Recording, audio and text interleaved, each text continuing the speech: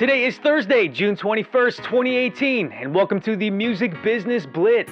IGTV, the new Instagram app. For all you Insta junkies out there, got some good news for you. Your dreams have come true because as of yesterday, Instagram rolled out a new app called IGTV, a long-form vertical video app that allows users to make up to hour-long videos. This launch comes on the heels of Instagram announcing that they have 1 billion users. And as of this morning, my research in the Google Play Store shows that 50,000 of these users have already downloaded the app. According to TechCrunch, users will be greeted with a collection of popular recent videos and the option to continue watching clips they didn't finish. So for all you artists out there that are looking for a new way to promote yourself, your shows or your merch, game on. Coachella's radius clause. Perhaps some of you have seen some news floating around the old internet about some extravagant radius clause that's part of Coachella's contract for performing artists. If you haven't, here's the gist of it.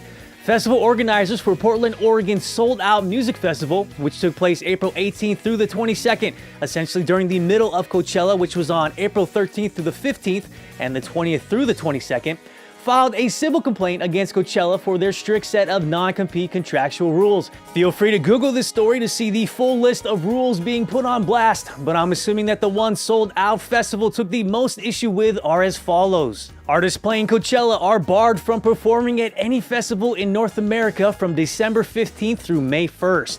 Artists can't advertise, publicize, or leak performances at competing festivals until after May 7th in California, Nevada, Oregon, Washington, or Arizona, or headliner concerts in SoCal that take place after May 1st. Artists can't announce festival appearances for the other 45 states in North America until after the Coachella lineup is announced in January, barring a few exceptions like South by Southwest. And finally, artists must wait for the official Coachella January announcement before publicizing tour stops in California, Arizona, Washington, and Oregon, with an exception made for Las Vegas casinos, but not Las Vegas festivals. Now, given the sold-out festival dates, which fall right in the middle of Coachella, this civil suit makes sense, because the artists they book can't promote the festival, so all of the promotion responsibility and money falls solely on the festival promoters. But if you've ever played a festival or worked behind the scenes on one, then you are aware that these radius clauses are the norm. And yes, although they are the norm, perhaps they are not on this larger scale. But they are extremely common regardless, because think about it like this.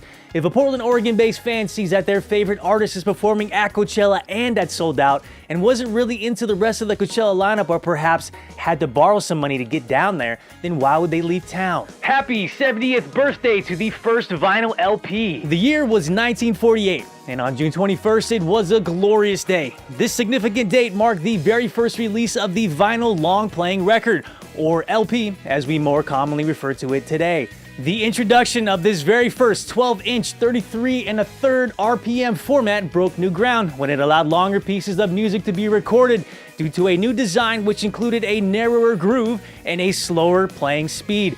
Musicians can now put up to 20 minutes of music on each side of a record as compared to 45s, which only allowed for about 3 minutes of music on each side. From an artistic standpoint, this meant that now listeners could experience a whole group of songs or full albums, which would change the game forever.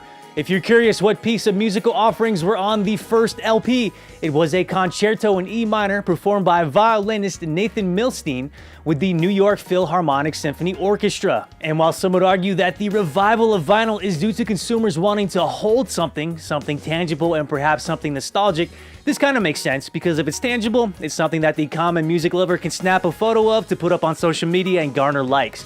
On the nostalgic tip, this also kind of makes sense because trends tend to cycle, and outside of the older demographic buying records because they are used to records, the younger folks see vinyl as trendy. I mean, why else would Urban Outfitters, Hot Topic, and other younger audience-targeted stores carry them?